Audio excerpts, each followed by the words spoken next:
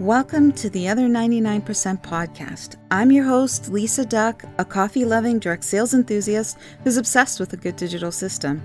Come join me for a realistic look into the world of direct sales. We'll explore inspiring perspectives, learn about unique business tips, and celebrate success stories that often go untold. Because on the other 99%, every seller matters.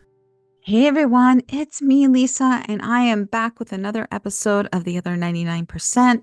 On today's podcast, I just wanted to talk to you a little bit about systems. Now, if you're not familiar with the word, I'm going to read exactly what systems is in the context of a direct sales business. Okay, so a system refers to a set organized methods, processes, and structures that guide the operation of the business. These systems help streamline tasks, create consistency, and support the overall success and growth of the business.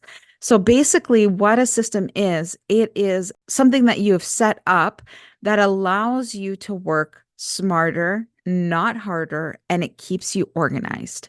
So when I think about it, it's like for the longest time, I'm not a systems person. Like, I don't know how to do this stuff. What is a system? I didn't know.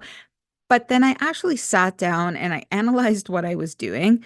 And oh my God, it's like I have so many systems in place in my business that, I mean, that's how I'm able to run my business a little bit more efficiently.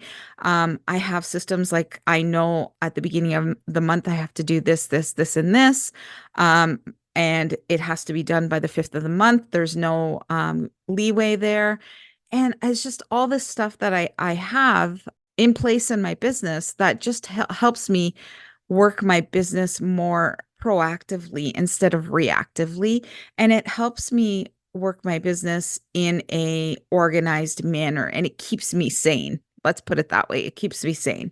So I have a big list of types of systems here in front of me that I want to talk to you about. Now, I'm going to just say it. I don't want you to get overwhelmed because do I think that you need to implement every single one of these systems? Absolutely not. Do I think some of these systems can be rolled up into one if you're just starting out your business, or if you have a smaller business?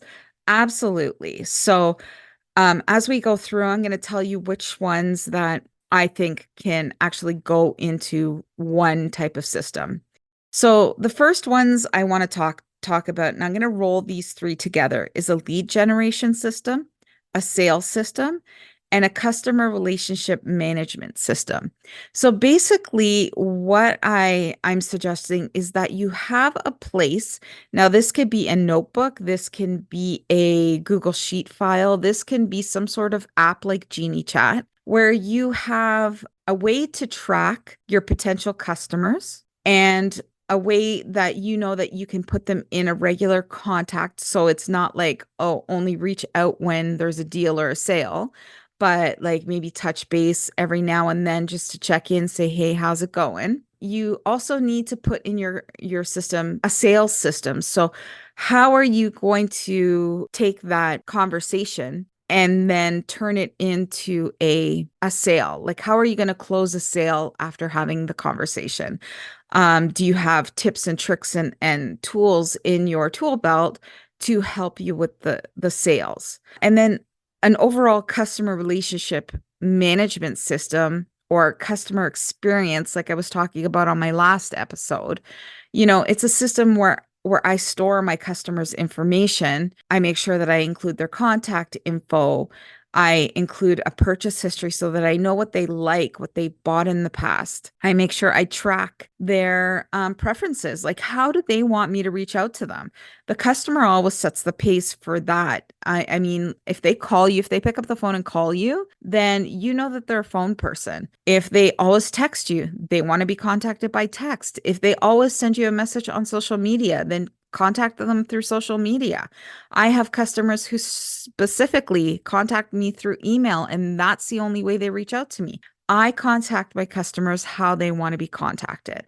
So I include that all in my system. Like I have notes, I have places to put little preferences. Like I use Google Sheets. I haven't used Google Sheets for very long. I'm starting to love Google Sheets because it could keep me more organized because I just make a column for each specific thing that I need and I could search what I need. I can, sort the data based on my needs and it's just all there in front of me. And the reason why I switched to Google Sheets is because I haven't been finding um, an app out there that can do all the things that I want to do. And so I'm just creating my own Google Sheet and creating my own system there where I could store all this information. But if you're a pen and paper person, go and grab a like cute little notebook. I wouldn't say little, like keep it like a decent size because the goal is to get like that stuffed full of customers and their contact info.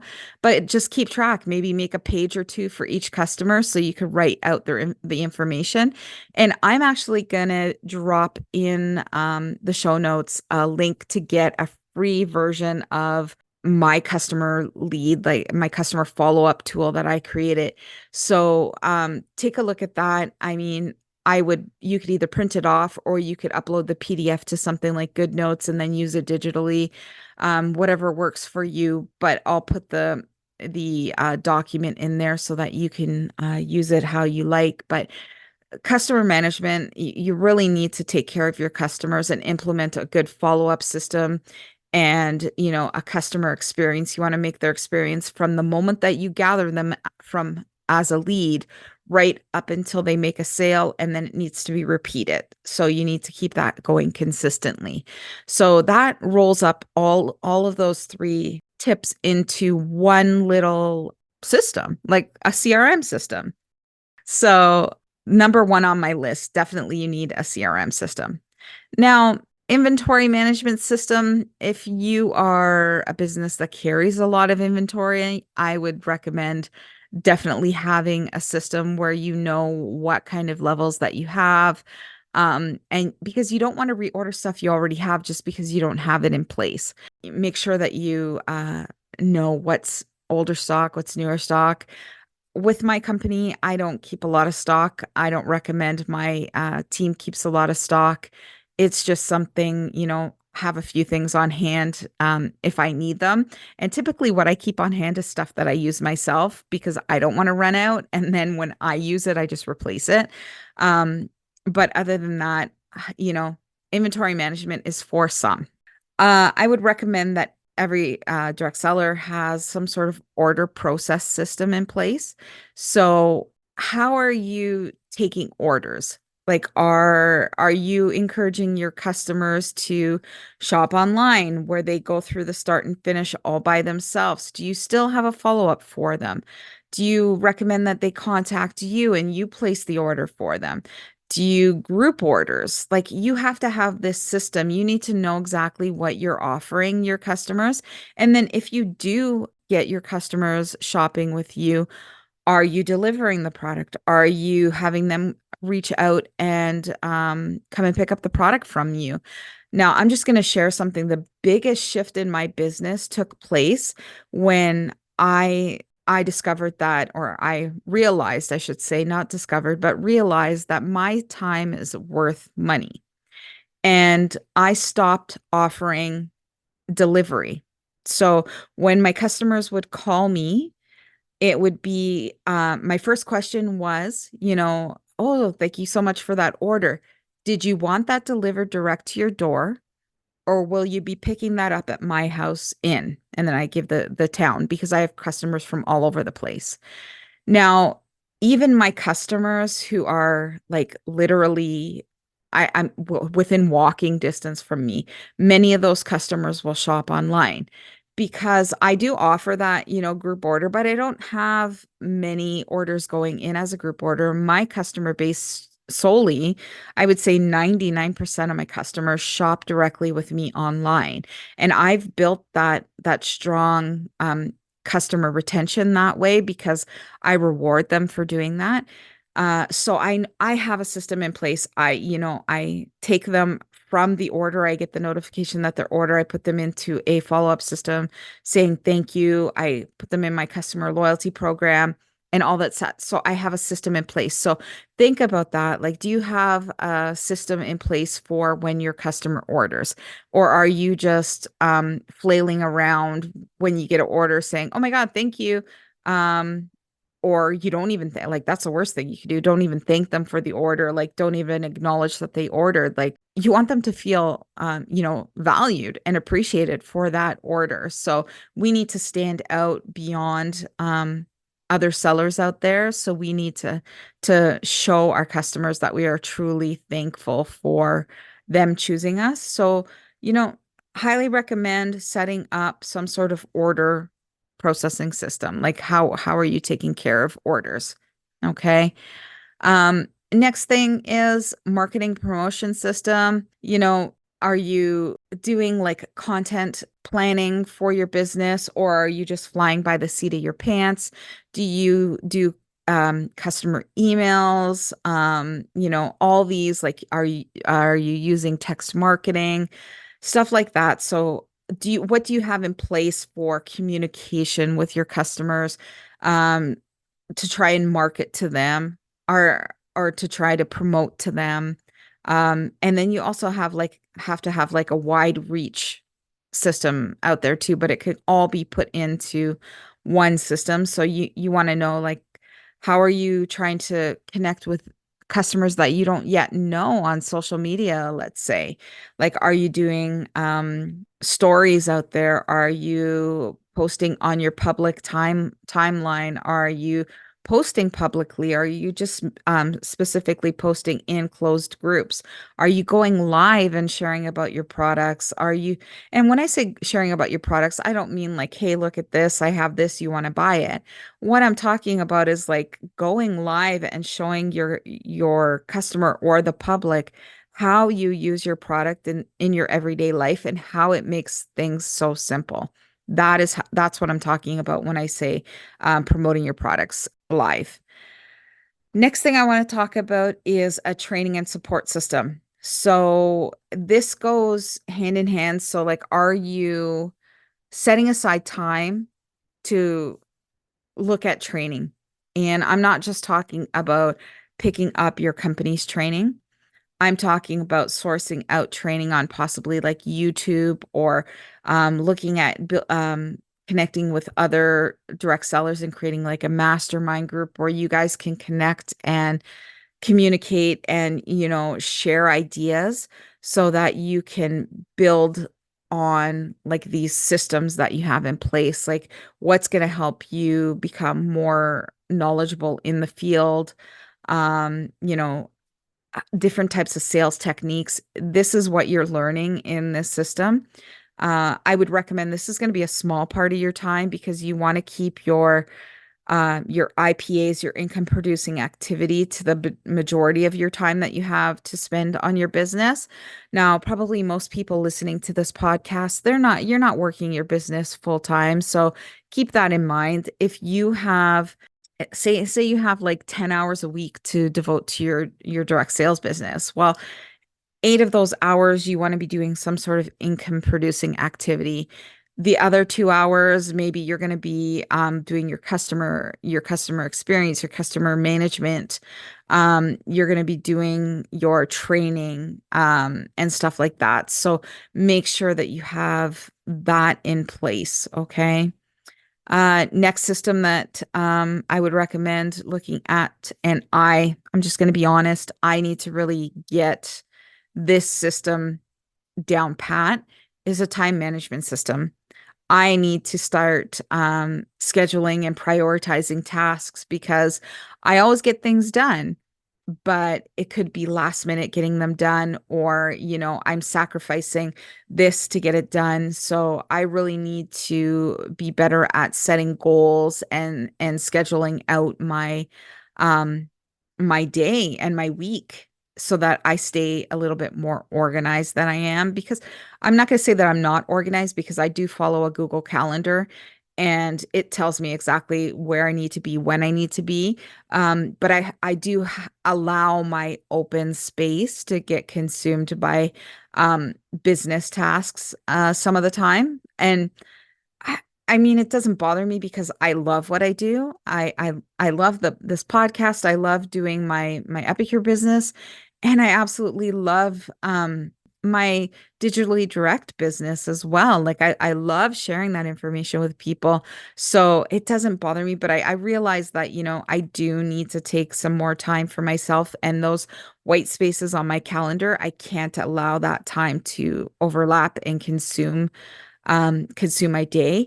So time management is definitely a system that if we put in place from the beginning, we'll just be so much further ahead. Next, I want to talk about financial management system because let's face it, if you started a business, technically you started it to make money. Now, some people will say, no, I just started it to get a discount.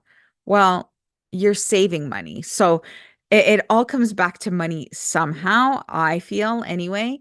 I mean, there are some people who start it for personal growth and stuff like that. So, yes, I get that. But the majority of sellers start to either earn or save money. So, when I'm talking about a financial management system, you need a place to track your income. You need to know what your business is actually bringing in. And you also need to track your expenses so that you know that you're not paying out more for your business each month than you're actually bringing in. You need to be able to set a budget. And trust me, as your business grows, so will your tax bill. So you need to be able to set aside funds for taxes and other obligations that you might come across at that point. But you need all this in a system and don't wait to start this. Implementing a tracking income and expense tracking system at the beginning will be so much more beneficial for you because then when your business does start to grow, you're not going to be scrambling trying to figure out what needs to go here or there. Now, I simply track this on, again, a Google Sheet. I don't love doing the taxes, the expense part, but I make sure that it is a monthly task that I do and that I have a list of expenses that I make sure that I get inputted into my sheet so that my accountant at the end of the year has it because I just don't touch taxes. I I love math, but I don't love taxes. So I am more than happy just to put this information into Google Sheet and then send it off to my accountant. And then she calls me up and tells me how much I have to pay because trust me, she gets me a way better. She knows what can be written off and where and how. And now, especially when I have running the two businesses, yeah, I would be pulling my hair out. So a financial system is definitely a good system to do. And even if you're doing your own taxes, it's just going to make life so much easier at the end of the year. And then the last system I want to talk about is a networking relationship building system. So, like, who do you know? Who do you know out there? Like I mentioned earlier about creating a mastermind group. Who do you know out there that is in the same stage in their business as you are?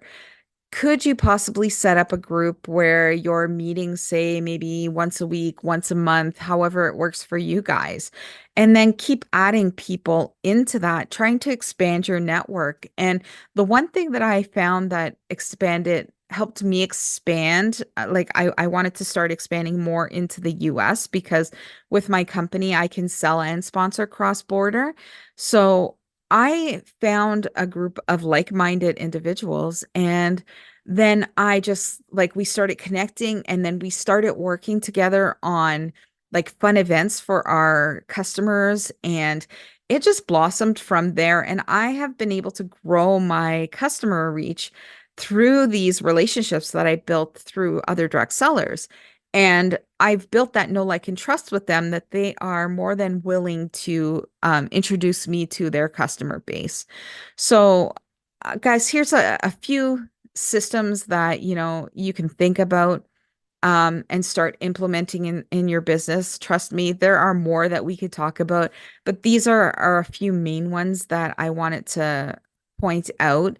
Honestly, if you have questions about systems, ChatGPT is awesome. Like just type it in and ask them a question about, can you please elaborate on what this system could involve, like what should I be tracking with this system? Can you offer tips on tracking? Like, just ask it. Like, just keep talking to it.